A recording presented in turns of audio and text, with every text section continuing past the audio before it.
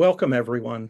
I'm Roy Idelson, President of the Society for the Study of Peace, Conflict, and Violence, Division 48 of the American Psychological Association. Today is our seventh webinar in this year's series on resisting oppression and pursuing justice. Solitary confinement is considered to be a form of torture by the United Nations. Yet, in the United States today, there are over 100,000 people of all ages and backgrounds in solitary confinement in our prisons, jails, and other correctional institutions. This abhorrent and barbaric practice impacts not only these individuals who experience profound emotional, psychological, and physical harm, but also their families, communities, and society at large. So I think it's definitely something that Division 48 members and I should know more about. With this background in mind, I'm very pleased that our speakers today, Mary Buser, Nicole Capozziello, and Frank De Palma, will share some of what they know about solitary confinement and criminal justice. Mary is a co-director of Social Workers and Allies Against Solitary Confinement. She is the author of the award-winning book, Lockdown on Rikers, Shocking Stories of Abuse and Injustice at New York's Notorious Jail, based on her work as the Assistant Chief of Mental Health at Rikers Island. She is a frequent panelist at community and national events.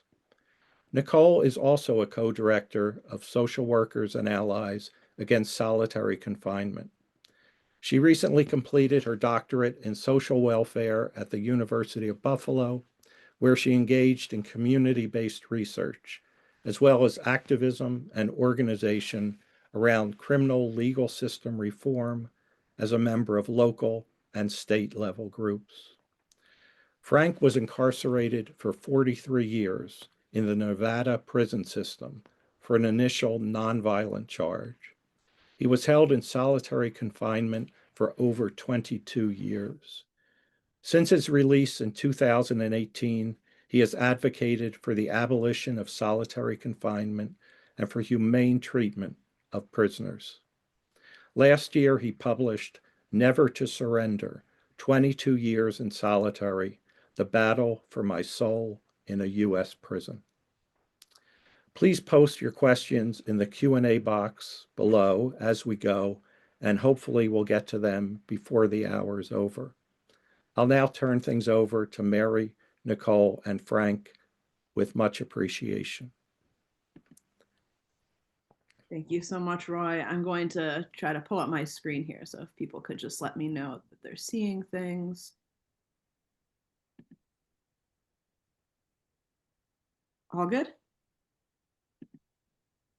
All right, thank you everyone for joining us today. As Roy mentioned, I am Nicole Capozziello, and I'm the co-director of Social Workers and Allies Against Solitary Confinement. I'll put our website in the chat for people to explore a little bit more. I'm happy today to be joined by Mary Buser and Frank De Palma, and you'll hear more from them a little bit as we go. But just to give you a little bit of background on SWOSC, as we're called, we were founded in 2014. And the impetus was that there was a woman named Moya Atkinson who read a op-ed by Mary Buser right here today and was shocked to learn about Mary's experiences working as a social worker on Rikers Island, and that Mary essentially was participating unwittingly in the abuse of people there and had no real path to change that. So Moya founded this organization, and I know we have psychologists here today, but within our profession in social work, there could definitely be a lot more being done to stand up to torture, oppression of all kinds, and definitely a lot more that could be being done in solitary confinement. So that was how we began. And today we work to support, today we work to support formerly incarcerated people, so people who've survived solitary confinement, as well as people like Mary who worked in solitary confinement, so social workers who, really also need to connect with people. We work to educate, so doing presentations like this for students, whether they're bachelor's, master's students, continuing education, or for just interested community groups and professionals. We also work to advocate, so supporting other organizations doing criminal legal system reform.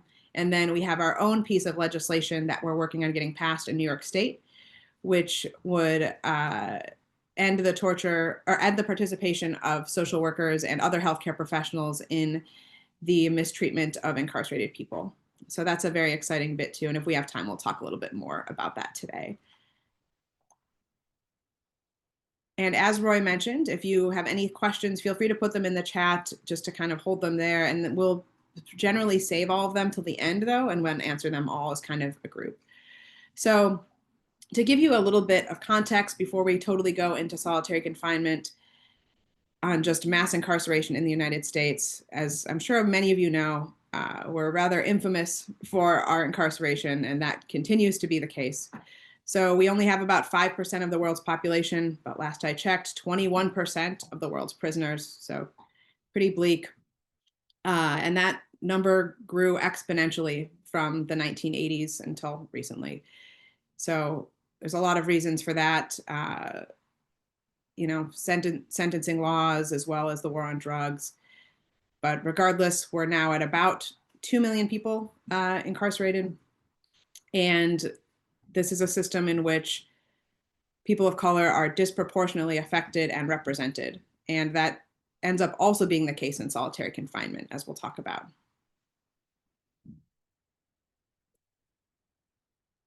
So in case people don't really know what solitary confinement is, I just want to give you the definition so we're understanding what we're talking about with this.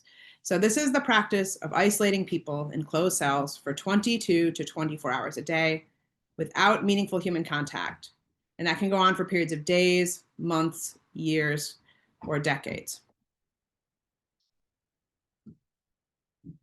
And like our incarceration rate, the United States is pretty unique among Western nations. So most other places do not make extensive use of solitary confinement, especially not long-term solitary confinement like we do here. So some other things to understand is even if you haven't really heard much about solitary confinement before, you may have heard it referred to in other coded language. So the box is a term often used for solitary, the SHU or special housing unit, segregated housing, protective housing, the whole. These are all terms you may have heard, even if you didn't exactly know that that's what it was referring to. And at this point, most prisons in the United States contain some kind of solitary confinement unit.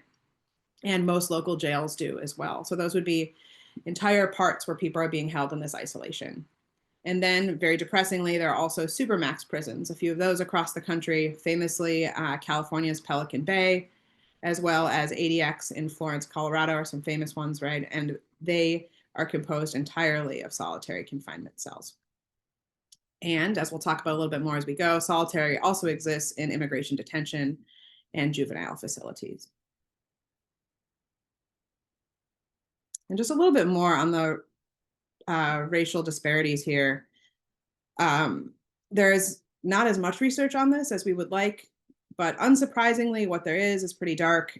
We have Black men represented as 13.1% of the population of the United States, yet 40% of men in prison, and then 43.4% of men in solitary confinement. And you can see those numbers even more drastic over there with Black women. And this also relates to Native American populations here and Hispanic populations, which with the limited research showing that these people are more likely to be placed in solitary, held in solitary for longer.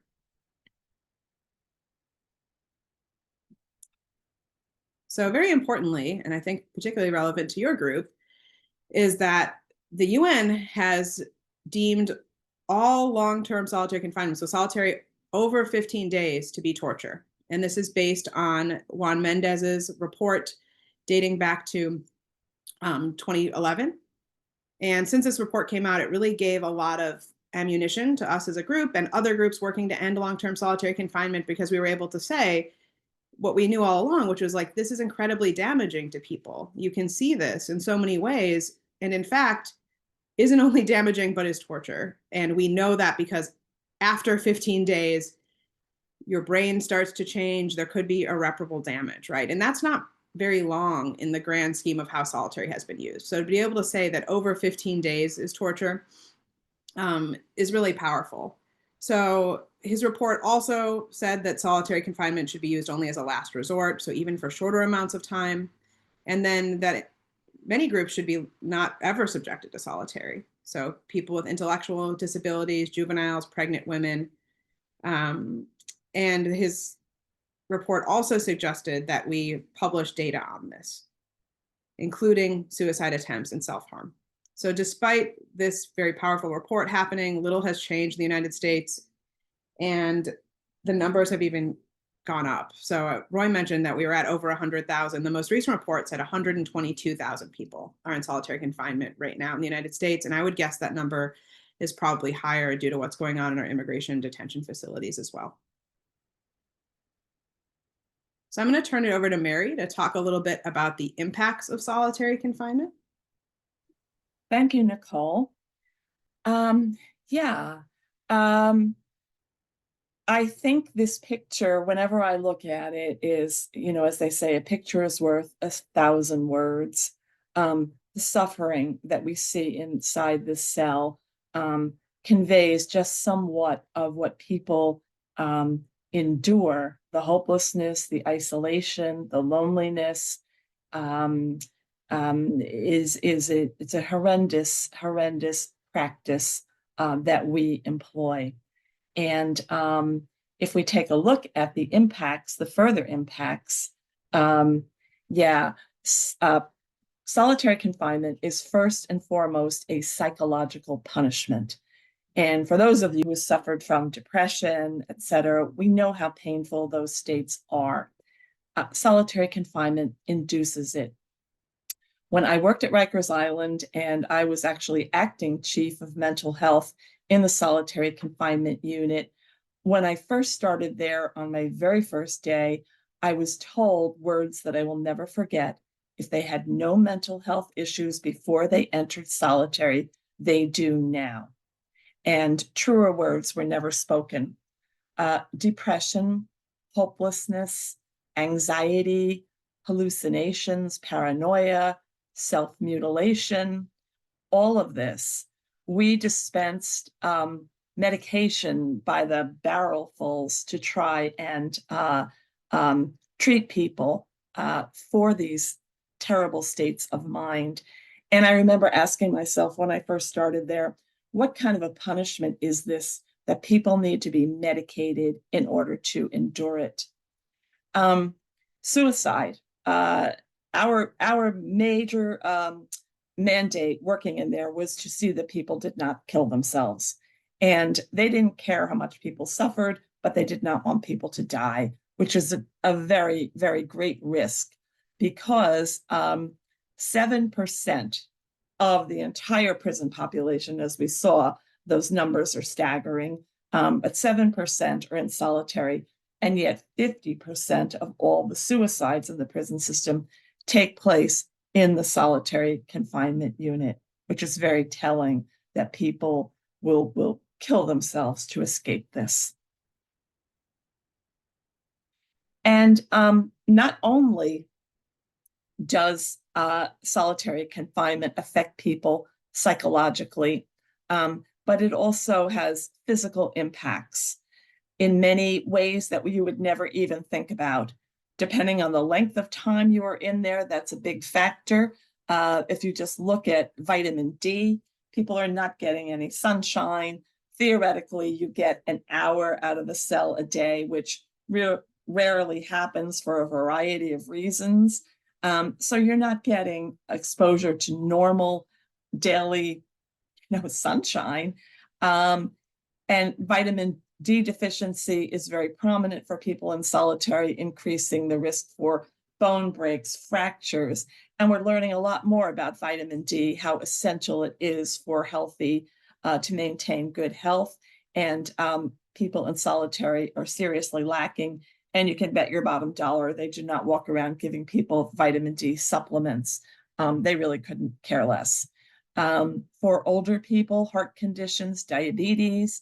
There's a doctor in California, Dr. Bree Williams, that I have been on panels with, who has tried to treat people in solitary. And her protocol is exercise. You've got to be able to walk a certain amount. People can't do that for obvious reasons. So it's just going to hasten their deterioration and death. Again, for older adults, the sensory deprivation, and you got a sense of that with that picture. People are so cut off from normal sensory stimuli that we don't think nothing of in our day-to-day life, but it's going to exacerbate confusion. It's going to accelerate memory loss as people get older. It's really terrible. And then vision, something you really wouldn't think about, but if you can only see, these cells are like 6x9, roughly, how far can you see? Many of them have no windows. So the normal eye movements, our eyes are meant to look long range, short range. You're not getting any long range vision. And over time, this has an effect on our eyes and can cause all kinds of issues with people's sight. And this is noted in people who have been in solitary for extended periods of time, difficulties. And it makes sense when you stop to think about it. So it doesn't end just with, and I don't want to say just with psychological, but there are physical impacts as well. And this is a quote that people who have been in solitary and people who have worked there really relate to, and I think it's quite profound. Isolation devastates the brain. There is no question about it. Without air, we live minutes. Without water, we live days. Without nutrition, we will live weeks. Without physical activity, our lives are decreased by years. Social interaction is part of these basic elements of life.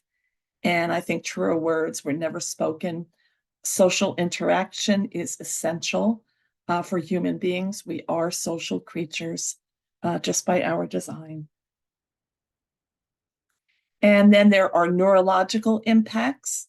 Again, more on the brain. Continuing research is just continues to, it's like the data is just building how bad this is. MRI scans are now showing issues in people's brains who've been in extended solitary, that there is a social pain, actual pain, and this is something that Frank has spoken about, almost a palpable pain of social exclusion.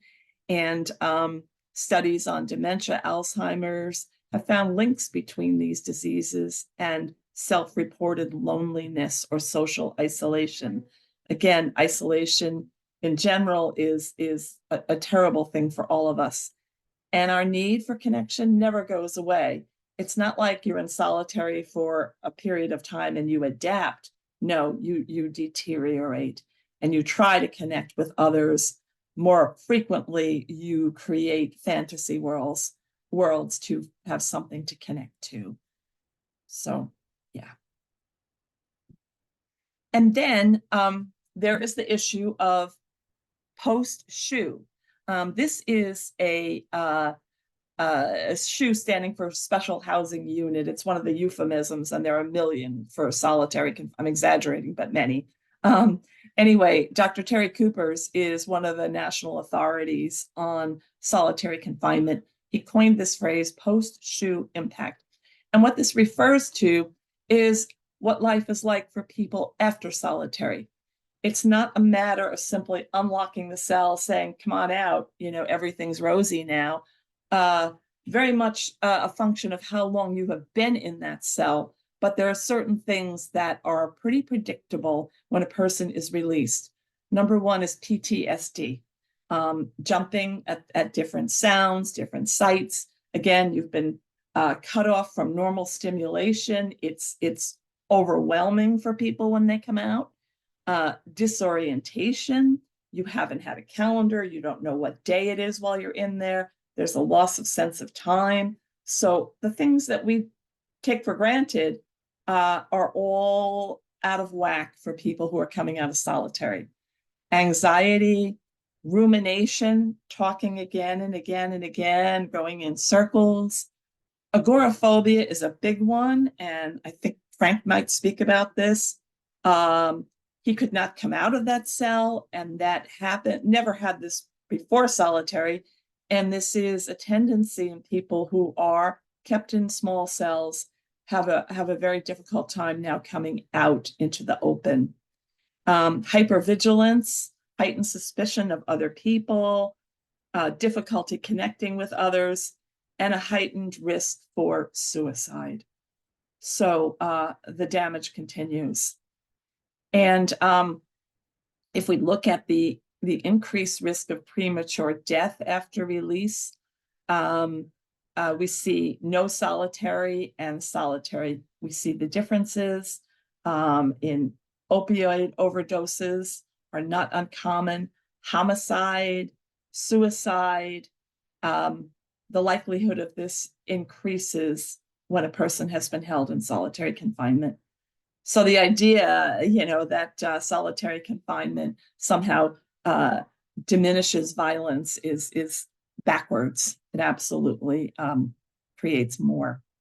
So I'd like to just read you a couple of things that I think are very powerful, particularly the late Senator John McCain. As Roy said in the beginning, people in solitary it affects people from every walk of life. If you're a human being and you're in solitary, you're going to be affected by it. And here we have someone as prominent as Senator John McCain. He spent several years actually in a Vietnam POW camp where his bones were broken, where he was beaten, where he went through just unimaginable torture. And what he had to say was that what he was the worst of it was solitary, because he was in for 2 years.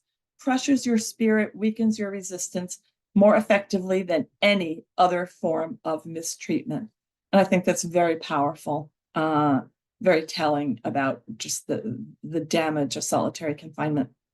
Then we have William Blake, who survived over 30 years in a New York State prison.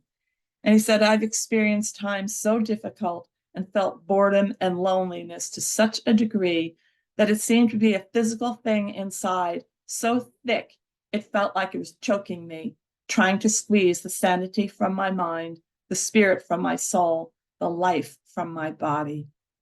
And I just think that's also very powerful. And lastly, Frank De Palma, who is here with us right now, had this to say: "I made friends with bugs and cried when they died." And with that, we're going to turn to Frank, who's going to speak a little bit about his 22 years in solitary confinement. So thank you, Frank. Thank you. I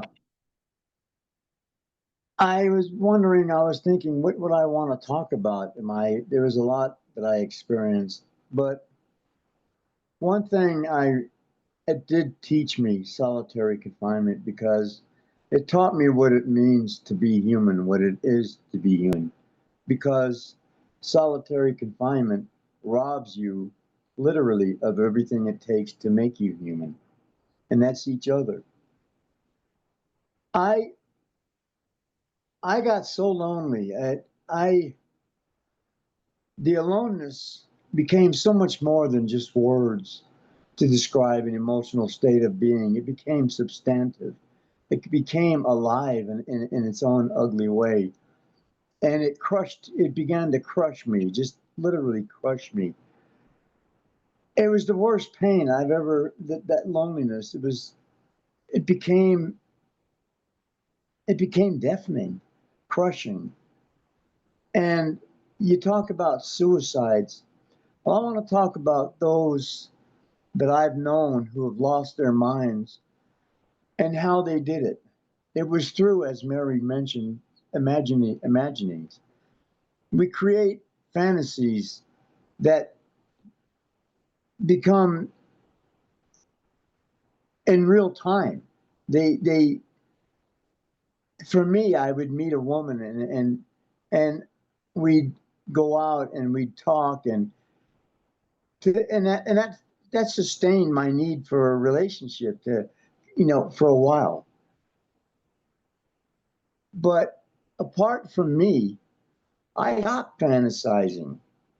I stopped building that world, which is what happens to a lot of people who lose their minds forever. And I've known some of them, and they were just regular people at one point. But what happens is we create these fantasy worlds to fill that loneliness, that emptiness, because there's no one there. And it becomes, what happens is, it's like the more the fantasies go on, the more you're sewing yourself into them. Like you're sewing that door shut. And sooner or later, that door does get sewn shut. And we disconnect from this world, this reality that we're all born into. And we are into our own realities now. And so when you come to our door and we don't make sense to you, you don't make sense to us, because we're no longer part of your world. Because that punishment, oh God,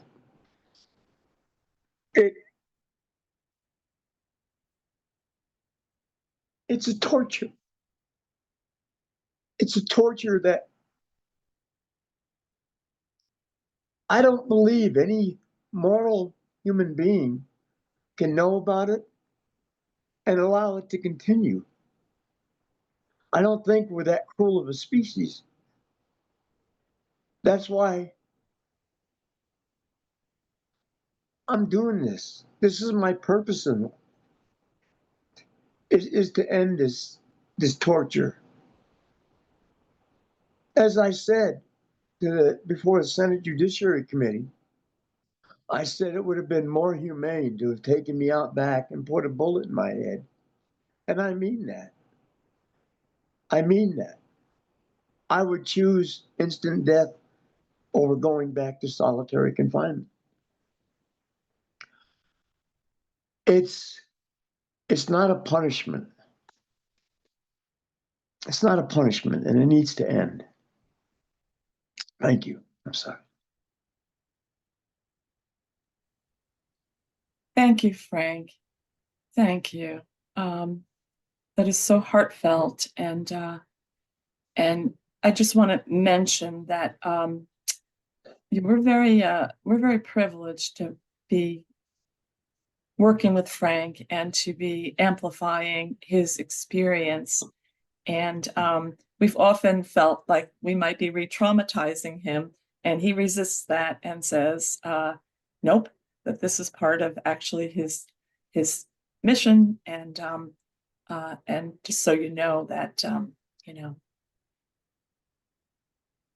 Frank is good. Right, Frank?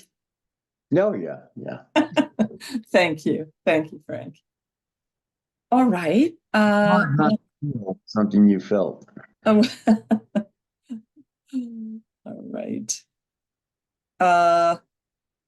Let's see.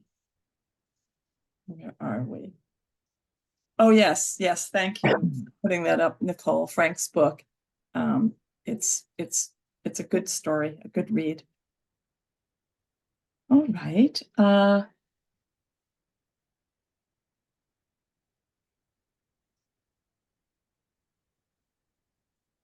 Okay, then. The rippling effects of solitary are many. Yeah. So this is a therapist working in a jail, as you get that idea. There's a lot of ethical considerations for the helping professions working in solitary. And it's not always a good thing at all. And yeah. Our code of ethics call for respecting the dignity of all people. So by working in these units where people are automatically stripped of dignity, a social worker is facing an ethical dilemma for sure, as I did when I worked in this unit. I had no idea what this was all about. And you really don't know until you see it face to face. Desensitization is very common in jails and prisons. When you're faced with misery and suffering on a daily basis, you do tend to harden over, which is a real danger. And I think maybe what enables people to continue to do this work, and it affects not only the healthcare workers, but social workers, but doctors, nurses, everyone who comes in contact with this is affected. You don't go home at the end of the day and feel fine. I can tell you that right now. So it's up to each person to figure out how to manage this, whether you can or whether you try to do something to stop it. And this was actually one of our SWASC members, Justina Rubinsky, who did just what I said. She tried from the inside to affect change and was unable to do so. And she went to the outside and reported her findings to the media, of people being abused, held in solitary who should not be, and created quite a sensation in a good way. And there's been a lot of investigations as a result of her outspoken reaction to what she witnessed. And I would say correctional staff, you think that this has no effect on them, and it absolutely does. When I worked at Rikers Island, you got a stipend to work in the solitary unit because nobody wanted to work there. And, it's not hard to see why. You are basically standing there every day monitoring human deterioration and suffering. And that's it. That's your job. You have a key, you go around cell doors to open, to dispense medication.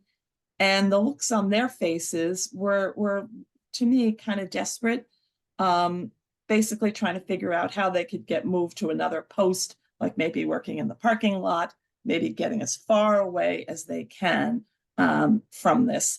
They also have, in general, a lower life expectancy. So I would just have to say that the system as it operates right now just does not work for anyone. It's not like it works for them. It most certainly does not. And society. 90% of incarcerated people are going to be released, including the majority of people currently held in solitary, which has been shown to cause lasting damage. And this poses challenges for reintegration into society. We don't have the resources or tools to help people. And I'd have to say that most people would, if they were asked if they minded if someone in solitary moved in next door to them, would probably not be okay with it. Also, it is expensive. Taxpayers are paying a lot more for a person to be housed in solitary versus in the general population. So again, it doesn't end with that person. This ripples out and affects all of us in one way or another. And this man is an important person. His name is Rick Ramish, and he is the former director of prisons in the state of Colorado. And as you see from the caption, replacing solitary with humane alternatives. And he challenged himself to sit in a solitary cell for 24 hours. And he didn't even make it 24 hours. This was actually a picture in the New York Times. He came away and said, "My God, what are we doing to people?" And this is by way of saying that there are humane alternatives. And one of the first states to develop humane alternatives was the state of Colorado. And this is a SWASC team. In the middle is Rick Ramish. We went on a tour. That's me and some other members of our group, including on the end a man named Victor Pate, who had been in solitary himself and was able to really take a hard look at what they were doing there to see if it was authentic. And we got to see for ourselves by touring several of the state prisons the alternatives, which work very well. You just have to put an effort into it. So where are we now? And I'll let Nicole take over here. Okay, so there are a couple different ways of ending solitary confinement. As Mary mentioned, the way that Colorado did it was legislative, or not, sorry, not legislatively, but rather administratively. So leadership in their government decided that they did not want to continue the practice of solitary confinement, and they made a choice to change that. That's pretty rare. There's a very short list of states in which that has happened, and most challenges to solitary confinement have been happening legislatively. The benefit of challenging solitary confinement legislatively is that it becomes law and it can't be changed at the discretion of the leadership. So in Colorado, luckily, leadership has all been in support of this. And as Mary said, that's really shown to be positive. It's been positive on the entire correctional environment, on incidents of violence, that they haven't been changing it despite the challenges. But there could be somebody who comes into control there who decides they do want to change it. And without it being legislatively supported, that's a really dangerous position, right? So on the federal level, there is a bill called the End Solitary Confinement. So just for a little bit of context, only about 10% of people who are incarcerated in federal facilities. The vast majority of incarcerated people are in state prisons.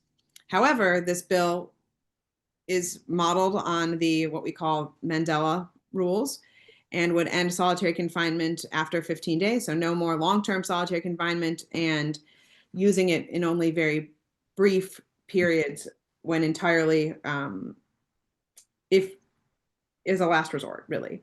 So the reason this legislation is very important is that it would create a model for others to be able to, on a state level, to be able to,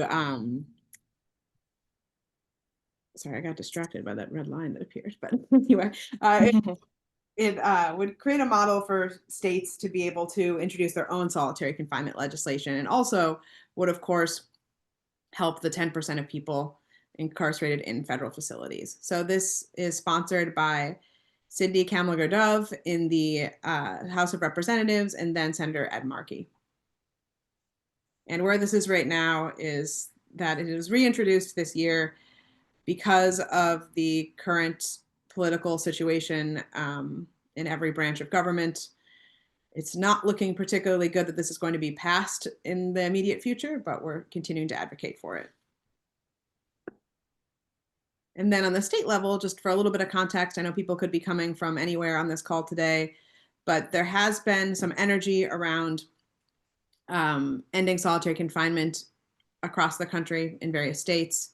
In New York State, where I was based for a long time and where Mary is, we were successful in passing the HALT law, the Humane Alternatives to Long-Term Confinement law, and are in the process of implementing that. And you can see that many other states have their own anti-solitary campaigns. So if wherever you are located, and if you're interested in getting more involved in this and lending whatever skills or connections you have, I recommend going to the website for the Unlock the Box campaign. I'll put that in the chat. But they are the national campaign to end solitary confinement, and they help coordinate at all of these state levels. So most states at this point have some kind of anti-solitary confinement campaign. So another kind of important thing that I want to note while we're all here today is what's been going on recently under the Trump administration in connection to not only human rights, but also solitary confinement in particular. So Guantanamo Bay, which we had hoped would be closed imminently, has not only not been closed, but has become a site for migrants to be sent there. So that is something that's just happened since he took office in January. And then there's a lot going on in ICE facilities in relation to solitary. And I know this is in part because I look for news on solitary, but I think that it's really coming out that a lot of these facilities are making really abusive use of solitary confinement. And the little data we have is already showing that. And then not only on, foreign soil in Guantanamo Bay, but also here in the United States, we are reopening and reusing facilities for solitary confinement. So In Louisiana, at the Louisiana State Penitentiary, Angola, they decided to repurpose the notorious Camp J. That's where Albert Woodfox and what is called the Angola 3 survived their many years of solitary confinement. They're a group you may have heard of before, and which had been closed, we thought permanently, but instead is being reopened and used to house immigrants as criminals. And finally, this has had an impact on transgender women within our prison system. So one of Trump's first acts was the gender ideology order, and this immediately placed many transgender women in solitary confinement and continues to have impacts today. So there's a lot more to learn about solitary confinement. I appreciate everyone joining us today. I know it's a very dark topic to learn more about, but as Frank and Mary have said, also a really important one. This is something that's happening out of sight, out of mind, whether we're thinking about it or not. And the people within solitary confinement are voiceless and a lot of times powerless to do anything about it. So it's important for all of us here to understand that this is happening and to do what we can to educate others and help to end it. I'll send out a whole list of a bunch of different resources you can check out, some of which are very beautiful, all of which are really powerful, and includes books by the people speaking here with me today. So we have Never to Surrender, 22 Years in Solitary, The Battle for My Soul in the US Prison, which was co-authored by Frank and Mary, as well as a movie that's Frank's in, a short film called Inside the Valley Sings that I also highly recommend. And I'll put all that stuff in the chat too. So we have the right amount of time for what we were hoping to do some questions for anybody who has questions for us. And I just wanted to add one thing if I could. I don't know if people are familiar with George Santos, the disgraced congressman from New York. But he was a very big law and order, lock him up, da-da-da-da-da. And it's just such real, I think, very cheap political rhetoric. And this is kind of the song he sang until he went to prison. He spent 41 days in solitary confinement and has, since he's out now, pardoned, he is speaking out about it, that it's got to be stopped, that it was incomprehensible what he endured for those 41 days. So it's easy to be casual about it. You don't know anything about it. But it's just very telling the way the about face this man has done with a mere 41 days. So it's my hope that whether you like him or not, that his public stance on this might help this the momentum to get rid of it and replace it with humane alternatives. So I just want to mention that.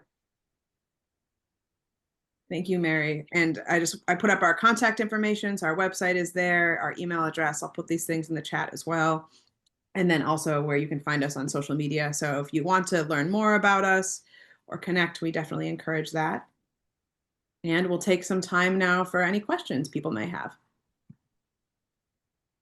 Yep, please put your questions in the Q&A box and the presenters will be able to see them. I'll start with one, which is why is there so much resistance to reducing or ending solitary confinement in the United States?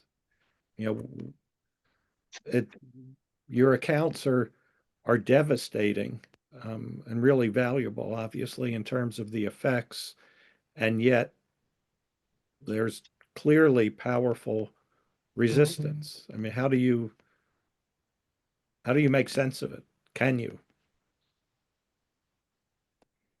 Well, if I could start with that, a lot I learned when I went to Colorado and met Rick Ramish, the director of Colorado prisons. And the point he made is that it is the easiest way to run a prison to just lock someone in a cell.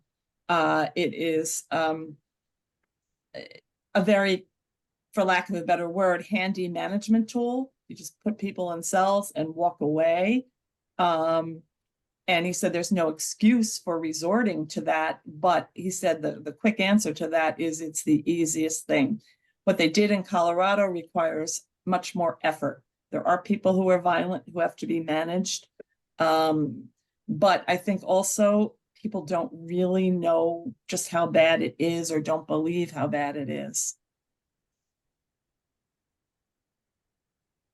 And one other thing I might add is that the correctional people are going to defend it by saying, what are we supposed to do? These violent, terrible people, what can we do to protect ourselves?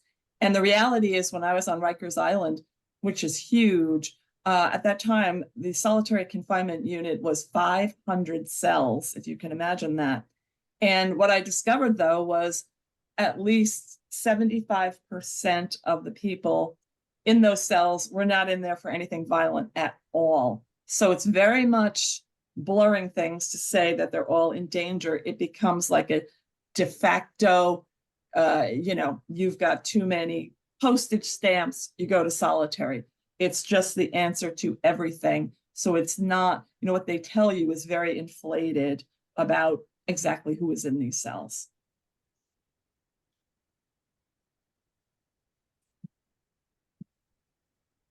Thank you. We have a question. Thank you for sharing all, especially Frank. Do you have a good source for correctional healthcare providers in jail to become informed on the alternatives to solitary confinement?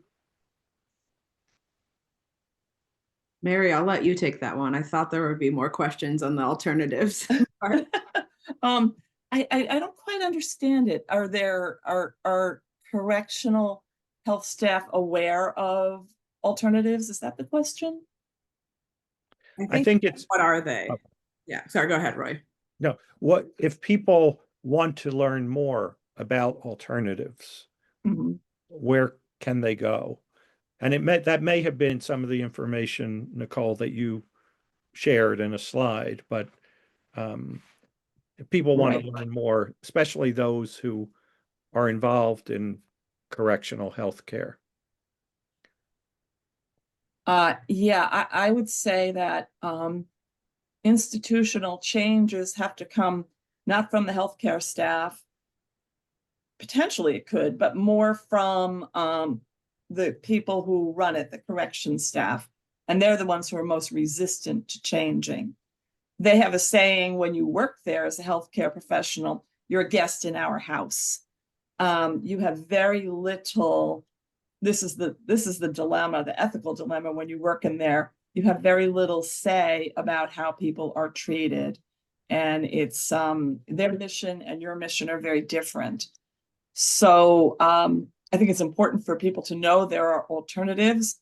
And more states, as Nicole showed with that map, are starting to explore them. People can go to Unlock the Box, which is the national end solitary organization. And there are a lot of resources on their website and information about humane alternatives. Thank you. Here's another question. Who have been or currently are your best allies against solitary confinement in the work and the campaign, you're engaged in, including in the news media? I mean, who cares? That's a great question.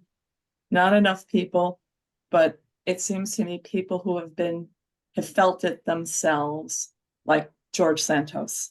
Whether you like him or you don't, he's now, I can't believe we do this to human beings. Before he was lock them up. People who may have had a family member touched by solitary. We're always looking for a celebrity or someone, but it's a bit of a hard sell because you're talking about people who are locked up for crimes and, getting sympathy, whatever, or caring. It's an uphill battle. We'd love to have more of those people, though. Yeah. Thanks, If Mary. I may add something. Yeah, Frank? Oh, you know, a lot of studies have been done on sensory deprivation, and I guess more and more are being done, and they're finding out about how severe solitary confinement is. Now that I've come back into this world that we're all born into, there's those years. I mean, as far as needing evidence, I'm I'm I'm I'm I'm part of that good evidence because from 2006 to sometime in 2012 or 2013, I was diagnosed as being semi-catatonic. You know, I had broken free from this reality that we're all born into to escape the agony of solitary confinement. I had, you know, isn't that reason enough that I know I'm not the only one that's endured this and has gone through it? What There are many alternatives to solitary. It's just getting people to care enough. And that's what I can't understand. I cannot believe that anyone in society, even the hardest of hearts, could know about the effects of solitary and say, after learning about it, continue with it. I can't imagine. It's a heartless person that would say that. Yeah. We need to present more evidence to society. We need to make the public aware, the mothers and fathers, because they're the ones who get the who vote. You know, and if enough people want it abolished, then it will be abolished. But people need to be educated on a large scale because most people don't know about solitary confinement. I'm one of the lucky ones. I'm back. Here I am. And I can talk about it. I know I'm not the only one. So what's going on? Why isn't anybody really listening? What's it going to take to have your own son or a family member or a loved one to go through it before you wake up and say, hey, Yeah. you know, Yeah. I agree, Frank. It's very much an educational process. It's people like you too, where it's just palpable. They can feel what you went through. And as others more and more formerly incarcerated are coming together, I it's know that being people don't want impactful. to, I know that people don't want to hear about what's going on in prison. They got enough problems in their life. There's enough to deal with. Why should I care about what goes on in there? Because it's a humanity issue. It's an issue of our very humanity. Yeah. Agreed. Agreed. Any other questions? Here's one that someone submitted. Please tell us some of your thoughts about how health professionals should navigate the ethics and strategy of trying to make changes on the inside versus boycotting and saying we cannot work there and be a cog in the system, that we need to fight from the outside. Great question. I was faced with this dilemma and many of my colleagues as well. And we actually have a webinar, our organization, on social work in the shadows, the ethical dilemma of working in solitary confinement, where we really hammer out what your options are. And they're very limited. I have a colleague, and we both kind of went a different way with this. What you try to do, and she was successful doing, is try to affect change on the inside. And it's a question of what you can live with and what you can't. keep in mind that you are providing services, you're doing good things on one hand, and you're hoping that that outweighs the bad side. For me, the scales tipped, and I could not continue to be that cog in what I found to be a very sinister wheel, and had to go to the outside. Now, my friend was able to get improvements in confidentiality. A lot of places ask for mental health staff to verify that someone is fit for solitary. She refused to participate in that, and that was granted. She got a number of concessions from the inside that enabled her to continue her work. I got nowhere. I tried, with the staff about confidentiality and worked things out, and but realized that this was a big institution. This is a very deeply entrenched practice, and this one little social worker ain't going to tell them how to run their jails and prisons. So I think it's a matter of, if you can affect change, that's great. If you can't, you have to think about whether you can ethically continue. But if you cannot continue, I would say, but don't forget, take your front lines work to the outside, hook up with some organization to fight this. And what you experienced in there is very valuable information in this battle, because it's a big one.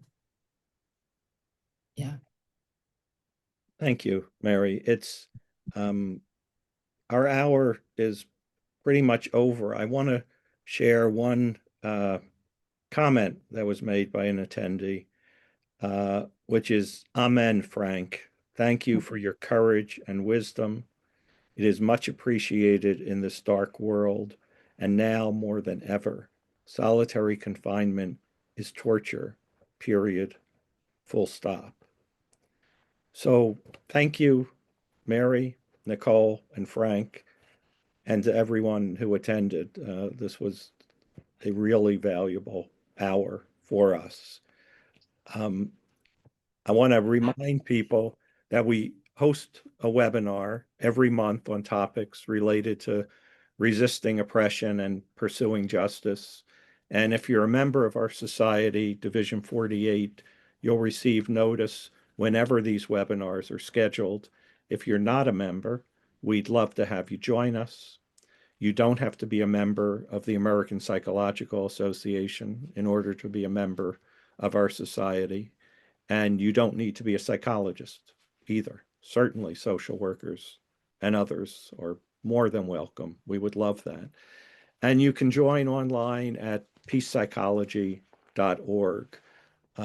Nicole is going to share some information with me, which I will include in a message you will get from Zoom in the next day or so. And again, that's it for now. Thank you all. Thank you for those who attended, and be well.